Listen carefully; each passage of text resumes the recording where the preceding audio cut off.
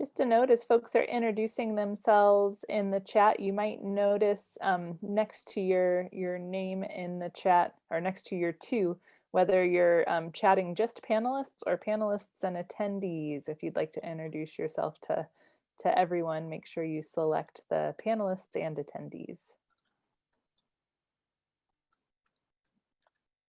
Great. Well, we're going to go ahead and get started. So hi, everyone, and welcome to today's Trail Tuesday session, Partnership Models for Trail Construction Projects. This is part of the 2020 Oregon Outdoor Recreation Summit, and I am your moderator, Jodi Bellefeuille. I am the Recreational Trails Grant Program Coordinator here at Oregon State Parks and Recreation. First, we want to extend our thanks to all of the summit sponsors shown here. If you have technical questions related to using Zoom, Steph Knoll is on the line and you can go ahead and chat her. You can find your chat box and your Q&A in your control bar at the bottom of your Zoom window. Today's panelists, like Steph said, would also love if you could introduce yourself, and you can send that to all attendees to make us feel a little more connected as we sit in our little bubbles here. As an attendee, you can submit questions using the Q&A feature. You can find the Q&A icon in your control bar in Zoom, probably at the bottom of your screen. Please feel free to submit questions at any point during the presentation. We should have 15 to 20 minutes at the end for panelists to answer your questions. So please send them to us as they come to you. And this webinar is being recorded, and the recordings are expected to be available on Travel Oregon's YouTube channel this fall around mid-November. And the summit hosts will send out links to all the participants when those are available. So again, thanks to all the sponsors shown on the screen, as well as the Conference Planning Committee for all of their hard work, and to today's fantastic panelists who I will introduce you to as we go. All right. So the goal of today's webinar is to share stories of partnership models for trail construction projects. So working on the statewide level with the Rec Trails Grant Program, I have the pleasure of learning about many different partnership models across the state. I also hear from land managers or their partners as they begin to explore what those partnerships might look like for them, or work through all the different questions and details involved with that. Because of that, we thought it would be really great to showcase just a few partnerships happening across the state, so that land managers on today's webinars or partner groups might take away some best practices on how to apply these models into your own work. I want to acknowledge the many partner groups across the state who support our public land managers and the trails that we all love to recreate on. Just a small handful of those groups are represented on the screen there. Today's case studies will focus on non-motorized trail partnerships, particularly mountain bike groups, but we hope that these case studies are also relevant to other types of user groups or partner groups that you work with. And I also want to acknowledge that in times of a pandemic, this work and these partnerships are changing. In many areas of the state, we know that partner work was called off for part of the year, or might still be called off. Volunteers and land managers are adjusting to new safety protocols or decreased capacity in how many volunteers you can have out in the field. But at the same time, I think this year has also really shown us how invaluable these partnerships are. Whether you're dealing with budget cuts to your agency or wildfire, this year has really emphasized the power of all of us coming together. And at the end, I'll mention a few resources that might be helpful as you're working through some of these unique challenges that we are all adapting to. So we have 3 case studies for you today. First, we're going to hear from Fraser McDonald about the Thurston Hills Natural Area Trail System in Springfield. Then we'll hear about the Blue Pool Bypass from Tyson Cross with the U.S. Forest Service and Adam Craig with their partner Transcascadia. And then we'll close out the case studies hearing about the East Hills Trail System in Madras. And Jeff Hurd with the city and Brennan Morrow with the Central Oregon Trail Alliance are here to talk to you about that project. I'll share some additional resources, and then we should have a good amount of time for Q&A. So again, you can add your questions in the Q&A box at any point, and we'll get to those at the very end. Before I hand things off to Fraser, I just want to touch on a couple things from a grant management perspective as this came up as we were kind of talking through some of the content for today. So again, I work with the Rec Trails grant program administered by OPRD. Both land managers and qualified nonprofits are eligible to apply for RTP funding. But the question does come up periodically about whether it's best for the land manager or their partner group to be the applicant and recipient of grant funds. And the answer is that it depends. We've seen really successful models on both sides, and we've also seen challenges. So our first two case studies were funded in part by the Rec Trails grant program. And for both of those, the land manager applied for and received RTP funds.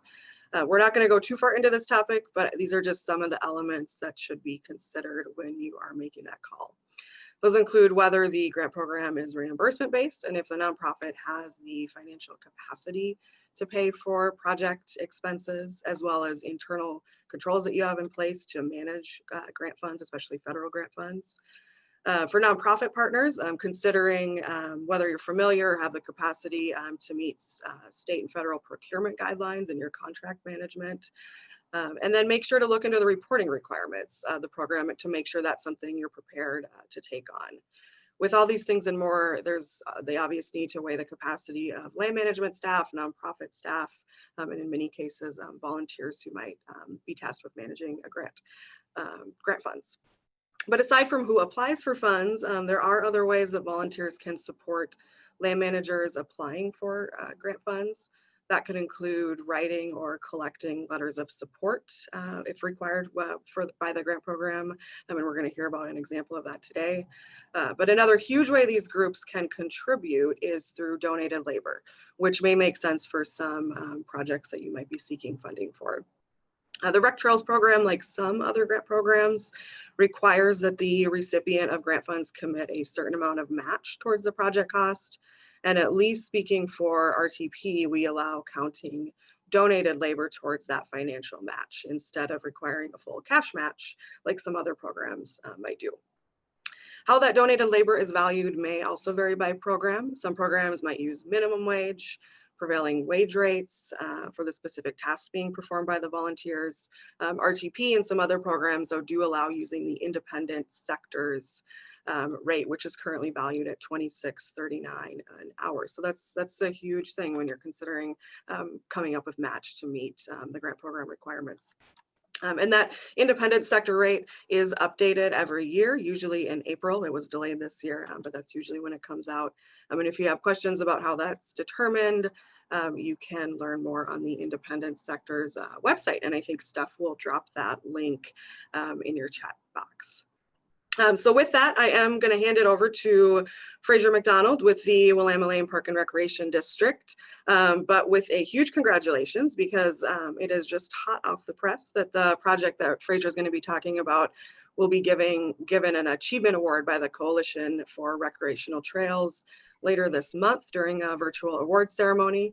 This was one of 12 RTP funded projects that was selected nationally by the Coalition for Rec Trails. And they advocate for RTP on a federal level. All right, so Fraser, you are up. Excellent. Well, thank you so much, Jodi. Good afternoon, folks. My name is Fraser McDonald, and I am a natural resource planner for Willamalane Park and Recreation District in Springfield, Oregon. Today, I'm going to be sharing my experience working with a passionate group of local volunteers in Springfield. My talk's going to center around our efforts working with the Disciples of Dirt to develop the first hiking trails in Springfield and the first bike-specific mountain bike trails in the Eugene-Springfield area. Jodi, do you mind advancing to the next slide, please? And as part of this talk, I think it's really important to acknowledge all of the partners that make these projects successful. We've been developing this 650-acre site for about the last 5 years and have had numerous partners, of which Disciples of Dirt are just one. They have played a pretty pivotal role, but it's great to share the breadth of folks that we've been working with to develop this site. I'm hoping that as I lay out our experience working with this volunteer group, that I can help others identify opportunities and things to be thinking about as you are planning your next trail project and considering including volunteers or partners in that process. Next slide, please. So we started planning for the Thurston Hills natural area in about 2015. And that started with the development of a management plan and a series of public meetings and public surveys to better understand what the Springfield community and general public wanted to see from a recreational development standpoint on the site. Recognizing our openness to mountain biking on the site and the lack of mountain biking trails in the Eugene-Springfield area, we immediately reached out to the Disciples of Dirt. They are our local 501c3 mountain bike club here in Eugene-Springfield, South Willamette Valley. And we let them know about the property and asked them if they would be interested in participating in future planning for that site. We had extensive participation from the mountain bike community during our public outreach phase of planning. And I think this is kind of one of the most important messages I could share to both clubs and organizations is make sure your clubs and partners are involved at the very beginning of your planning process. So you can make sure that they're participating and you're hearing their needs early and often as you're working through your planning process. And then a message to user groups. Like DoD, I think it's really important to be organized and be able to communicate with your membership. The Disciples of Dirt were able to share our survey information with their membership, and they really helped us achieve robust public participation in our public outreach efforts. And so what we actually found out was there was not a formal organized hiker group, and the group that we heard the most from was the mountain bike community. So it really sort of set the stage for how we were going to develop trails at this site moving forward. Through our planning process, we built a relationship with the club and its members. We knew we were going to need and want to work with them for future trail maintenance. And at the very beginning of their project, I really wanted their thoughts and their buy-in on what we were planning early in the process. So through that relationship, I was able to understand the club's capacity, availability, and their skill set. Do they have experience in trail design, layout, construction, or maintenance that you can utilize to achieve a cost savings or give the club something to do so that they'll feel like they're included in the process and therefore have a stake in its outcome and future? We can go to the next slide, please. So once we established kind of a clear vision in our management plan for the site, we knew that it was going to include mountain biking, and we began to seek funding to construct that trail system. So we reached out to the Disciples of Dirt again and asked them for a letter of support in helping us obtain match for an RTP grant. We also pitched the concept to them of trying to use hybrid contracting, where our volunteers and contractors would work together on the same trail. We identified roles for the contractor and the volunteers as we developed our procurement documents and sought funding. Do you mind moving up a slide, please?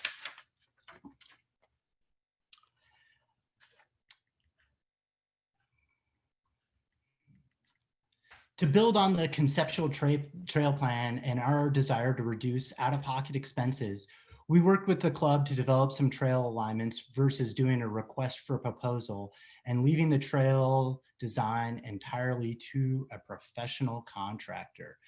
Next slide, please.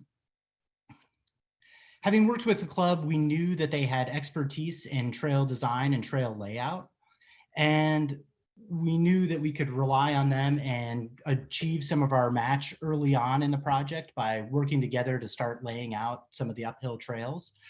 So Disciples of Dirt volunteers and Willamalane staff spent several wet months hanging flags and incrementally improving the trail alignments. Here's a couple a map showing sort of our progress in doing that. The club helped us flag 2 alignments in this process. And as I said, we were able to do a request for quotes based on those alignments. And so we eliminated the design work from the contractor's plate for a huge cost savings to us as we moved forward with this project. We knew that once we started construction, we would have some sections that would be entirely hand-built by volunteers. And this would be the opportunity for the club to really get a sense of ownership and investment in the site and to help us achieve that match for our RTP grant. If we can flip to the next slide, please. So this just kind of illustrates on the left-hand side what we initially envisioned and kind of had roughed out in our master plan, and on the right, an image of what we were able to develop with help from the volunteers. Additionally, we also wanted to try and engage with the broader community. And if we can also go to the next slide. And we recognized that this trail system was not going to be just for mountain bikers, but for hikers as well. And so we worked with the Disciples of Dirt to schedule a general volunteer day for the broader community. We had DoD members with quite a bit of trail experience step up and agree to serve as trail captains. These trail captains then took about 3 to 4 general volunteers under their wing and worked with them in small groups to build sections of trail. Next slide, please. So here's an image of a bunch of volunteers and a trail captain out there working on a section of hand-built trail. We had over 40 volunteers come out and work with our Disciples of Dirt. If we can flip to the next slide. Well, maybe not as productive as the days that we had exclusively Disciples of Dirt volunteers working for us, it was a great opportunity to engage with the broader community. We had a ton of high school students and youth come out, and it was a great experience for folks that aren't involved in trail construction to get a window into what trail construction involves. Next slide, please. Fraser, I'm sorry, I must have missed some slides. Okay, no worries. Otherwise I can jump over. All good. Nope, cool. I'll let you keep. Yeah, so as our contractor finished roughing in the mountain bike specific trails, our volunteers were eager to help and be part of the final tuning of the project and ready to get the system open for mountain bikers. Some volunteers eagerly got started with compaction and finishing work while our contractor was still on site. And we got some feedback from that contractor on the finishing work. And we realized we really needed to get everyone on the same page about what was expected with regard to the finishing work. So again, we initiated the DoD captains and invited them to a meeting with our contractor. We toured the system together and looked at what we could do and what not to do to ensure that we had everybody on the same page. Since the system's been open, we've had other situations where we've identified improvements to the trail that weren't anticipated. For example, we identified a location where we needed a culvert. We worked with the club to get them the supplies for that project, let them do the installation.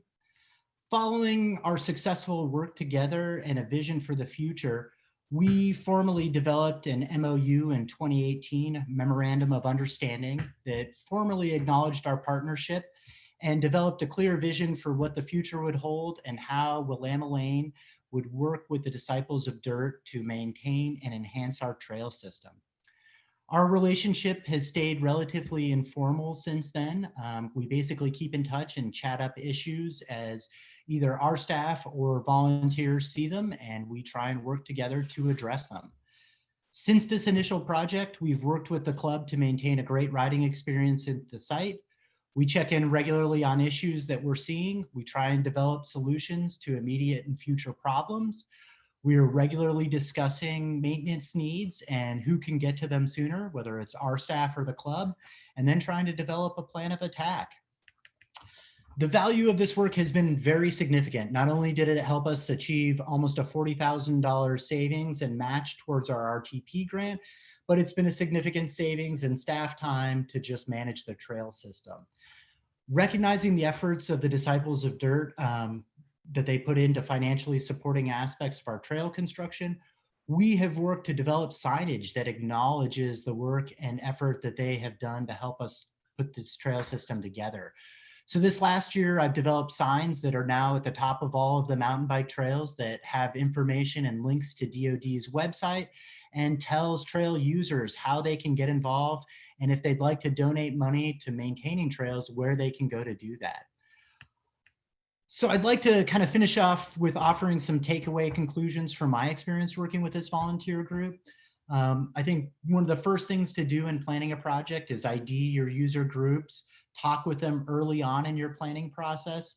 In our case, like I said, there wasn't an organized hiker user group, so we worked almost exclusively with the mountain bike club. Understand your partner's needs, desires, capacity to help, and ability to help, and try and leverage those to your advantages. Another thing is let your partners focus on what they are good at and what they enjoy doing.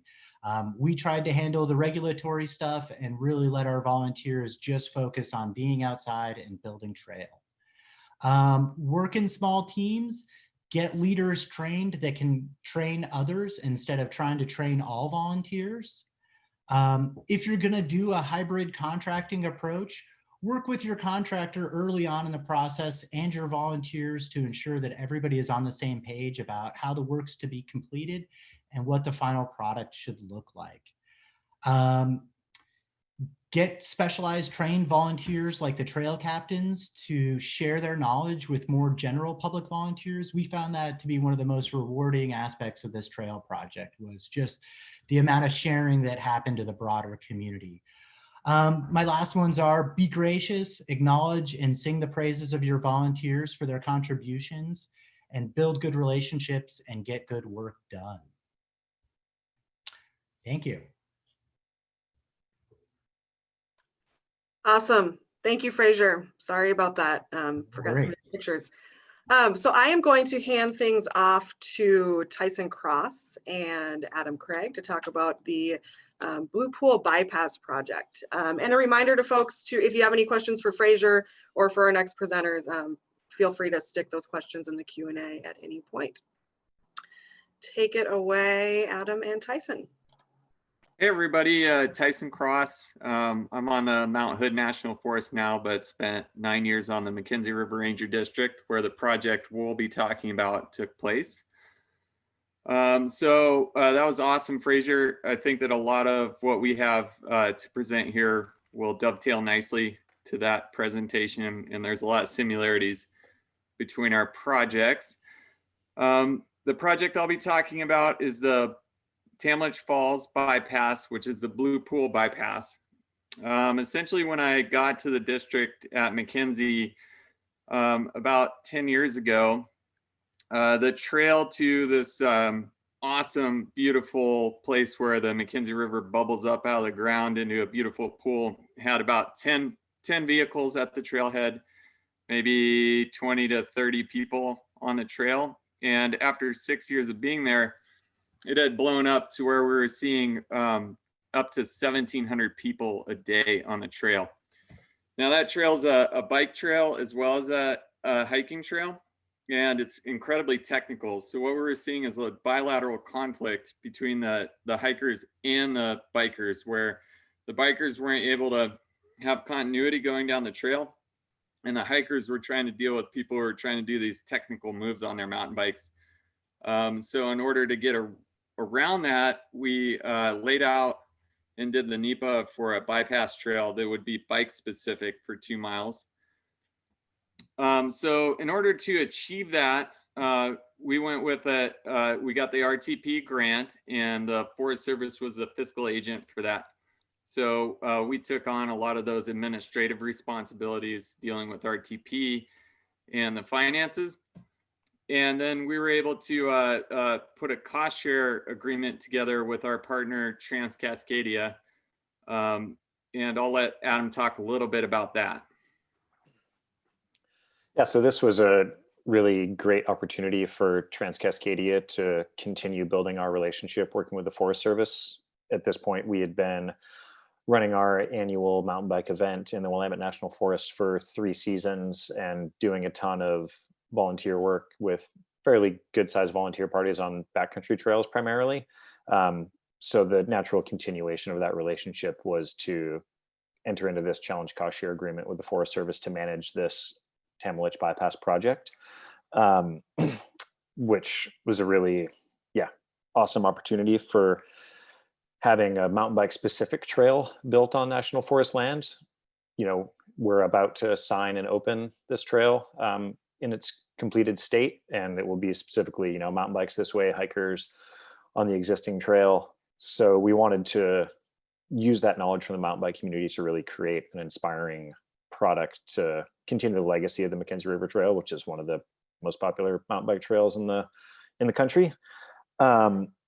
So to that end, as part of this challenge cost share agreement, we needed to establish a service agreement with a mountain bike specific trail construction company. So Dirt Mechanics from Bend, Oregon was selected for that service agreement. And we collaborated with Trans-Cascadia, Dirt Mechanics, and the Forest Service to design and lay out this trail to establish the bypass through the lava flow ultimately between the trailhead and the Blue Pool. So pretty neat opportunity to build a trail through a 1,700-year-old lava flow. Came down from the Belknap crater, and also really challenging. We piled rocks on rocks, sprinkled a little bit of dirt on top. And yeah, that was really that's the essence of this cost share agreement, is just having a variety of partners, the agency, a nonprofit, a professional builder with a service agreement, and then also volunteer labor to really round out an efficient and effective project. We also had some Northwest Youth Corps involvement, which Tyson can speak to a bit, as that's been managed through the Forest Service for a long time now. Yeah, so we try to incorporate the Northwest Youth Corps into our projects as much as possible. The Northwest Youth Corps can provide an awesome labor force. A lot of times it's best to work directly with them in the leadership role in terms of providing technical expertise for how on the ground they're out in front of them. But it's an awesome opportunity to involve youth and bring them up. And a lot of the trail professionals that we hire come out of those programs. So we always try to incorporate those groups as well. So that was kind of the last piece of the partnership model there.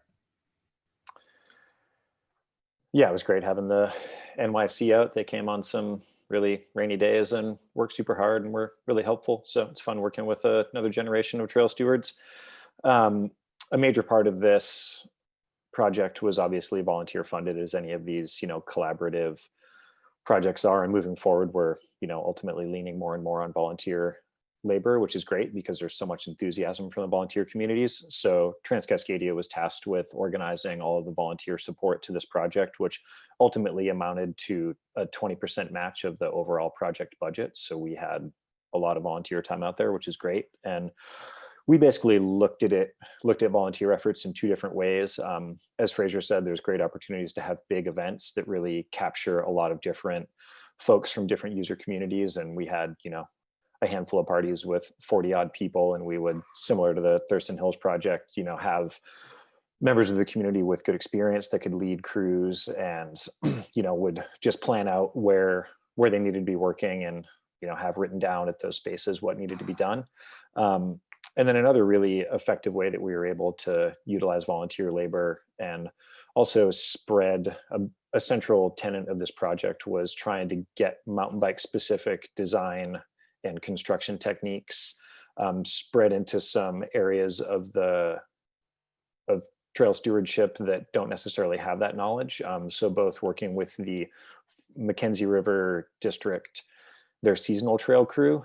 We had a bunch of time with the seasonal crew to really work on, kind of the particulars of mountain bike specific design. And then we also had smaller volunteer efforts where we would have members of the Scorpions or Salamanders groups from Eugene and Salem come. And those typically are a little bit more legacy volunteer organizations that have more hiking and equestrian experience. And they were super excited to come out and see what we were working on and help us move material and just work on specific design elements of the trail. So it was really great to have this unique mountain bike specific project positioned to help educate some other trail stewards on the product that we're seeing is ultimately mountain bike use continues to increase around our public lands. So yeah, the volunteer effort was really awesome and fun to see all those people out there. A lot of smiles from folks from all walks of life.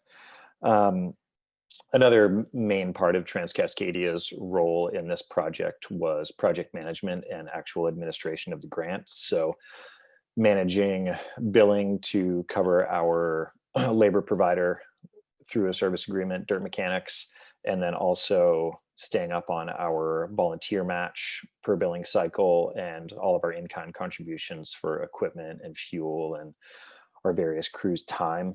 And that was a really clean process working with the Mackenzie Ranger District and also the Grants and Agreements Department of the Forest Service. And everything ultimately, rolled super smooth with that. Certainly helpful for any nonprofit that's managing a larger budget RTP grant like this to have a bit of a slush fund available just to make sure that you can always cover contractor costs and any other material needs that may come up in the course of the project, and just make sure that you can keep the project rolling despite all of the different partners, various constraints. But ultimately it's super smooth process and really great to have Jodi available at the RTP side of things to help steer us in the right direction whenever we had any questions. So thanks a ton, Jodi, for the support and ultimately for funding this really inspiring project. And then ultimately, we're hoping to see some ongoing opportunities from this, and Tyson can speak to that a bit. So I do foresee this model of funding and trail construction moving forward. I'd like to utilize it more. It's kind of a microcosm of what a healthy trail program is, in the sense that we had the agency involvement, we had partners, we had volunteers, and we had a service contract. The model worked really well because the Forest Service was able to do the administration piece with the state, and that allows someone who's being paid to do all the boring stuff. And then Transcascadia also helped with administration. So the way that it worked is a cost share agreement with Transcascadia. Transcascadia would work with the service contractor. They would do labor, bill Transcascadia.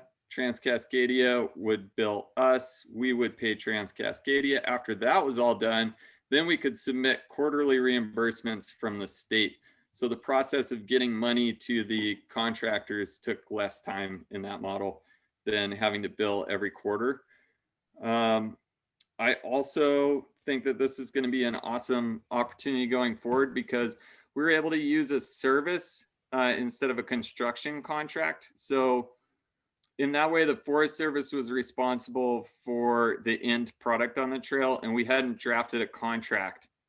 And why I like doing that is because mountain bike trail is about building for fun as well as building to trail standards. So if you do too much design work with engineering, and that engineer doesn't know the nuances of mountain bike trail and how your corner radiuses need to be, how much speed people are going to have going into the trail, whether you need to slow them down with obstacles, all of that goes into it. By doing this sort of service contract and staying out of the construction contract realm and working with partners, we were able to involve Dirt Mechanics and Transcascadia in actually doing that trail layout. So we met our trail standards, while at the same time we're able to do the art side of it, the artsy side where we're actually building the trail for fun. Also, we saved an enormous amount of money for the public by being able to mix that service contract and also utilize volunteers and partners and use Forest Service crews, which a lot of times can go a little quickly. Can actually be actually less expensive in the long run. So that's pretty much what I see in the future. But that wraps us up. Great, thank you both. That was wonderful. And it was super fun to get out there and see you actually prepping for that volunteer day on the screen. We've got some really great questions coming in. Please keep them coming.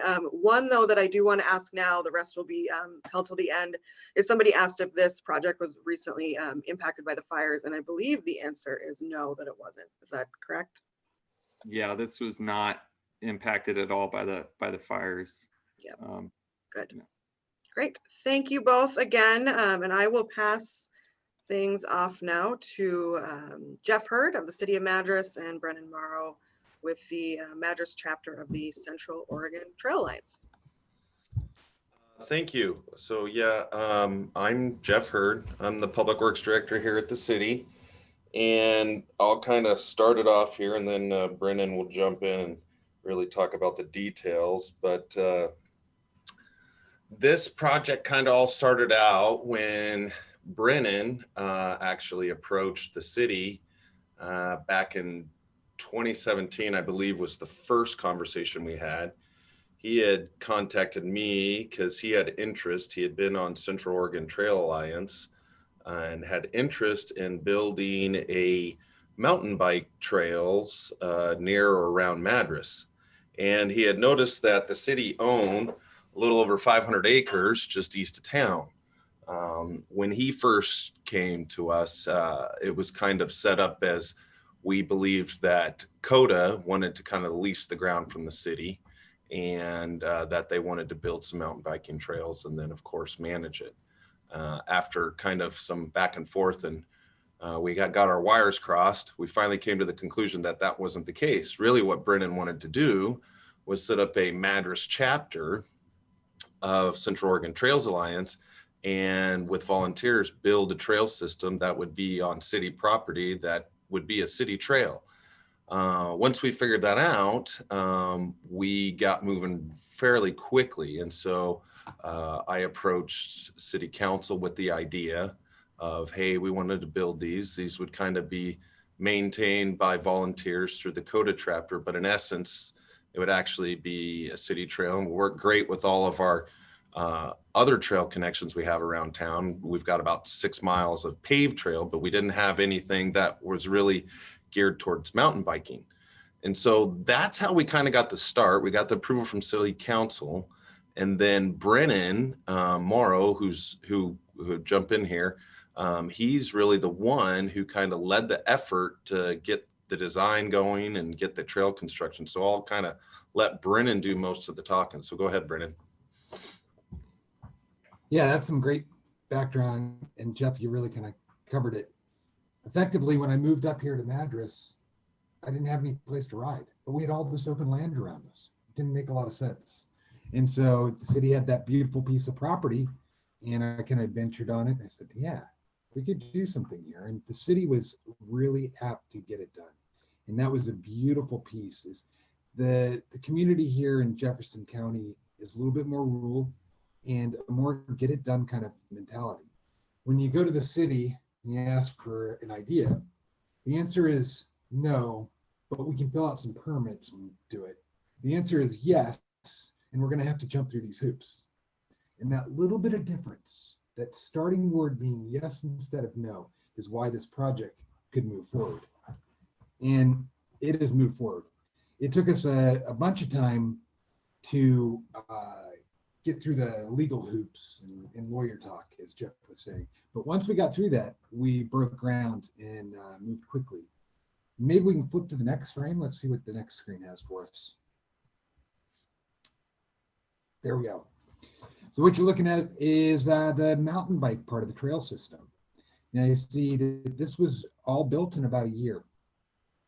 We have over 13 miles of trails combined.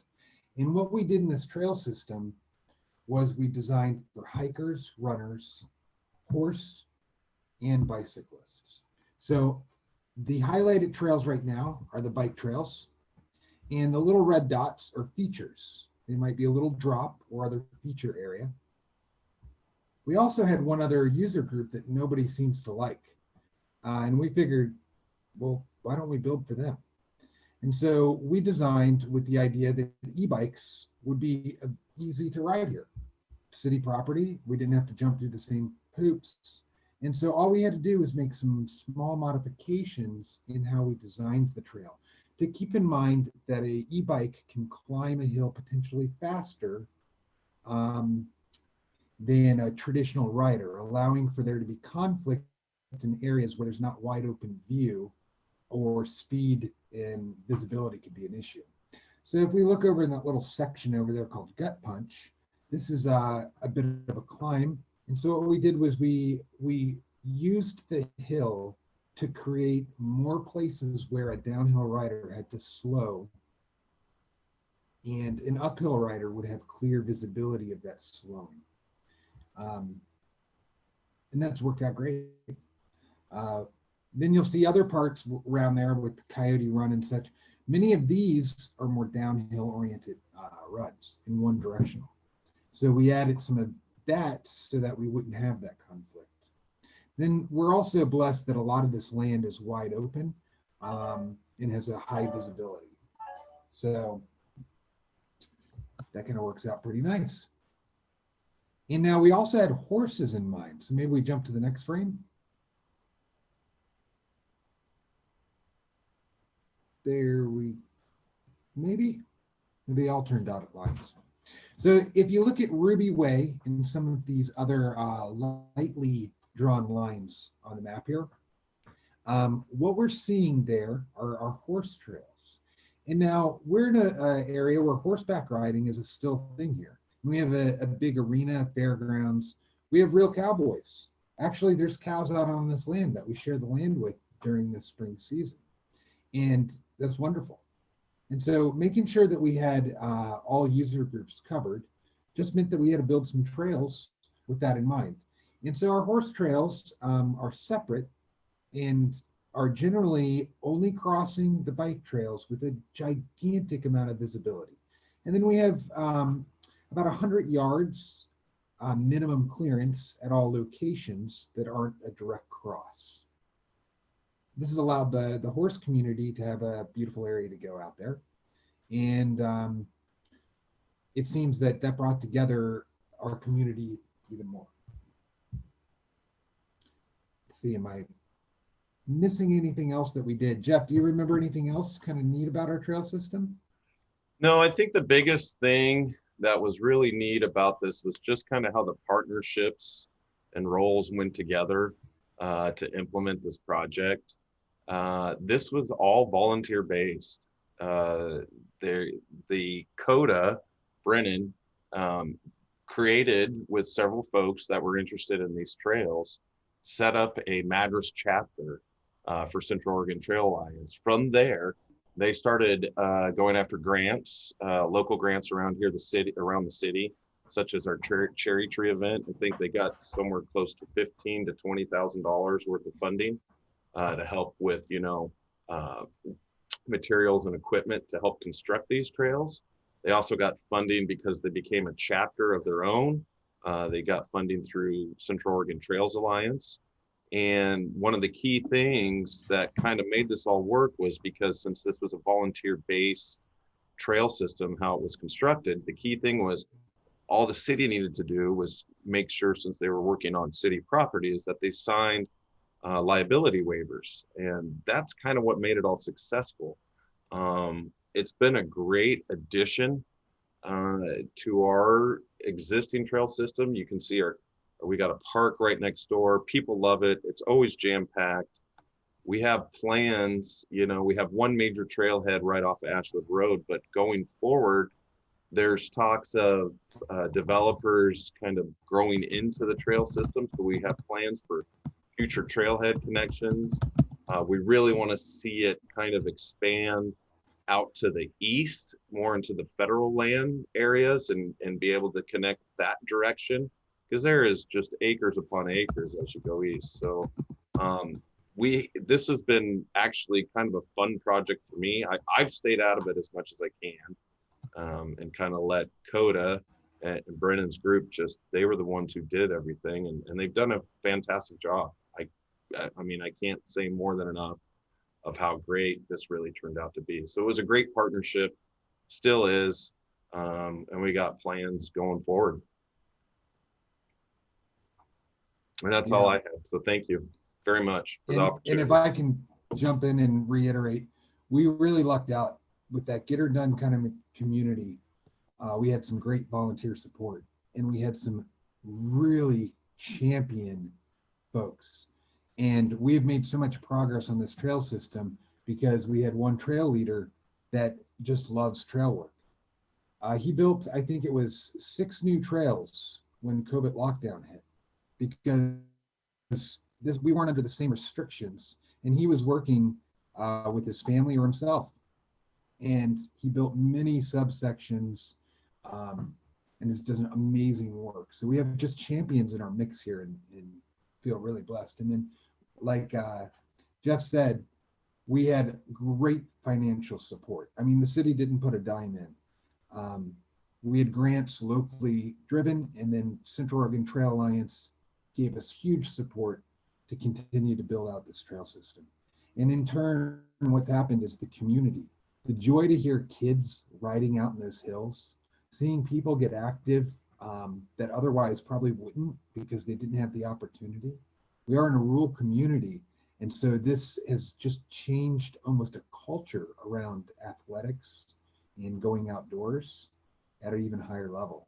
And it's helping to bring business to our community.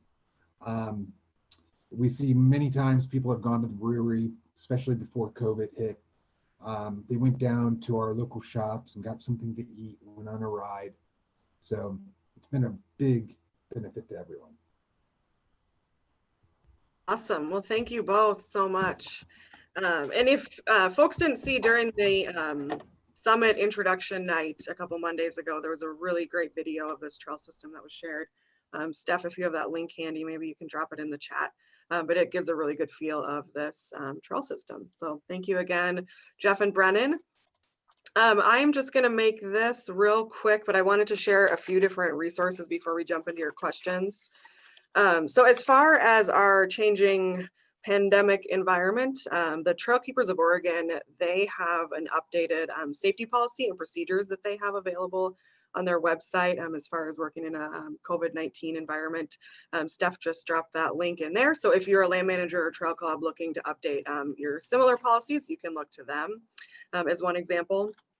And then Tyson and Adam mentioned working with the Northwest Youth Corps. I know a lot of you work with different youth corps around the state, but the National Youth Corps Network has some guides on working with youth corps. It's specific to working with them under the RTP or under the Rec Trails program. It doesn't necessarily have to apply to that though. But Heart of Oregon and Northwest Youth Corps and some others are some really great groups that we see you all working with. Another shout out too is Steph Knoll, as director of the Oregon Trails Coalition, is heading up a project called Ready, Set, Shovel.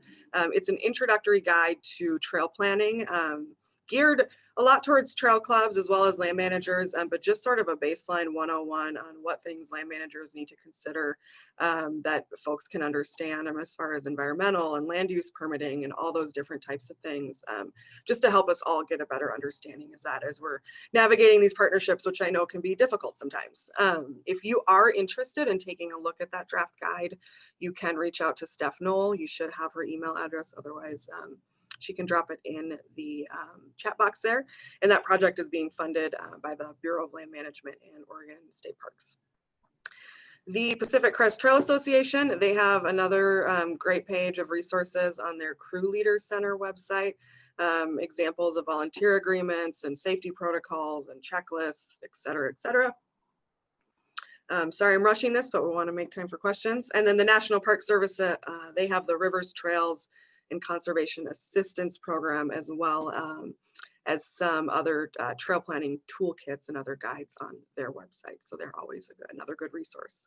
And then we have a whole host of other resources available on the Rec Trails program section of the OPRD website. So even more for you to dig in on. So we're gonna jump into Q&A. We've got 2 good questions that I think we might be able to fill our time with. And just real quick, I want to jump in and let folks know all those links we shared in the chat. And if folks aren't getting them all down now, I'll also add them to the follow-up email you'll get from Zoom tomorrow. So I can share those links with you that way as well. Yeah, if anybody didn't write those down in a minute and a half. So one person asked a question about how you find contractors. So I know the Coda project, you didn't actually contract with somebody, but maybe Fraser, Adam, or Tyson could talk about just the process that you go to solicit bids from local professional trail contractors. And any of you can pipe in. This is Fraser. One of the ways that we work to find contractors is we always put a solicitation on the Professional Trail Builders Association website.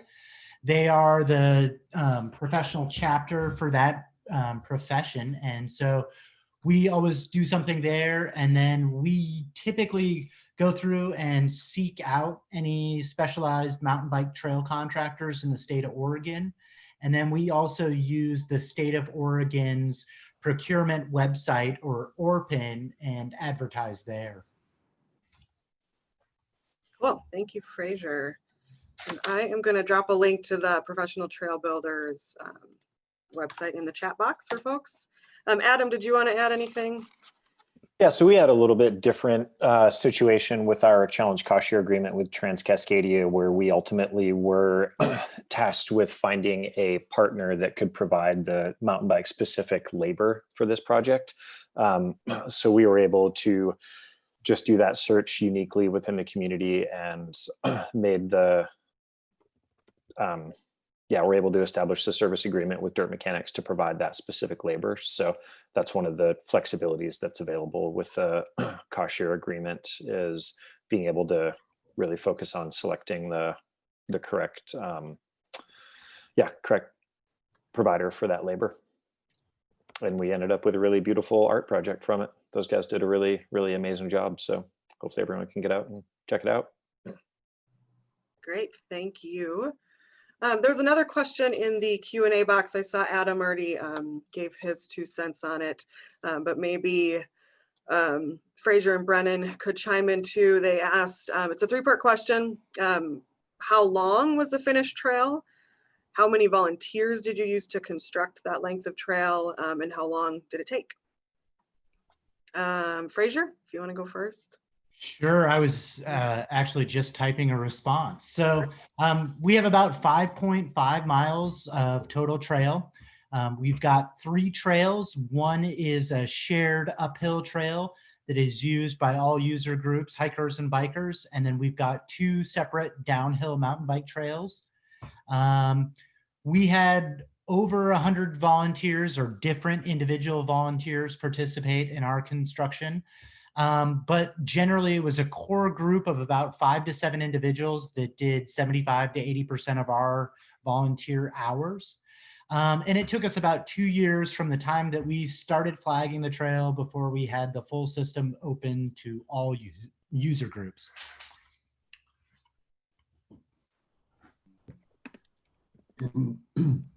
Does that question also point to Madras? Yes, yep, sorry, I was on mute, but yeah, if you could give your 2 cents, that'd be great.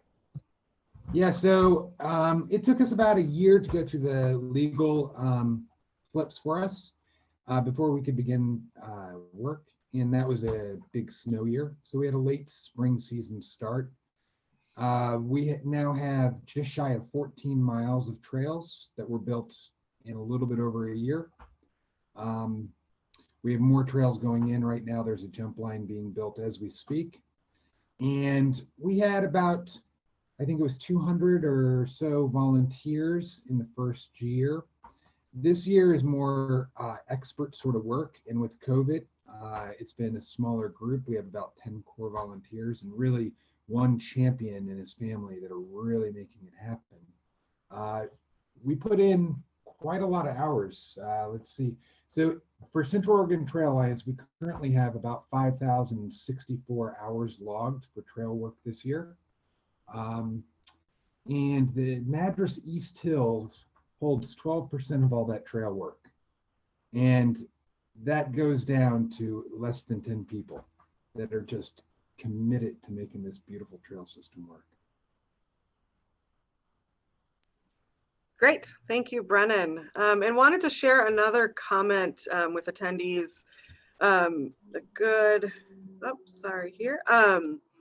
Fraser mentioned that they advertise on the Professional Trail Builder Association website, or maybe I know other land managers will put that in as a requirement that the contractor has to be a PTBA member to respond to the RFP. And I've heard this too.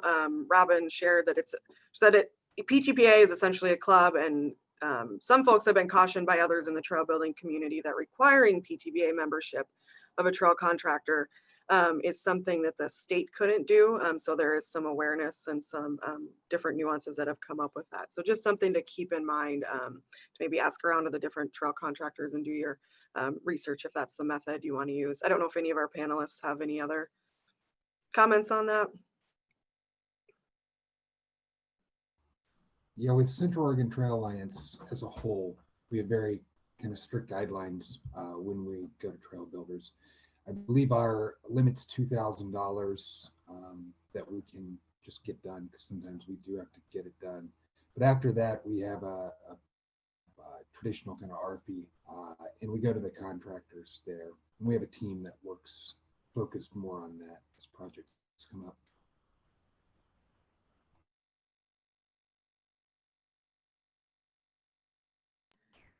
Cool. Well, I will just pose another question, and if anybody has, we just have a couple minutes here left, so we're going to close it out soon. But just would like to hear from probably Fraser and Adam or Tyson, just on any feedback you heard from your contractors on just their experience working with volunteers under those type of hybrid models and how that worked, which you touched on a little bit, but I think there might be more to add there. Yeah, I mean, at this point, with Dirt Mechanics, I mean, ultimately, they're, members of the community, and Dirt Mechanics is a business that actually was founded on the proprietor, Paul Lissette, having done thousands of hours of volunteer work himself for the mountain bike community over the years, and finally just started a company. So they're really excited to work with volunteers and acknowledge that that's a great way to continue educating our volunteer trail stewards and just having a good time and connecting with the community, seeing what they want and need. So yeah, it was awesome having that collaboration with our professional labor force and then the volunteer labor force. And I think that's a pretty good commonality throughout a lot of these projects. We're all in it for the love. I would agree. Go ahead, Tyson. I was going to say exactly that. One of the things that helps, I think, and I think Fraser mentioned this, is getting ahead on who's going to be on first base during this. A lot of contractors are used to the product outcome being their responsibility. So they have a contract, they need to meet these contract goals, and then if they don't, they need to figure it out from there and keep going. The way that our model worked was ultimately the Forest Service remained responsible for the product. So the contractor was a service and providing labor, and so were the volunteers. So in that way, they were working more at the partnership level. So it's really important to discuss ahead of time who's on first base, who's responsible for what, and how that's all working in order to help make that as smooth as possible.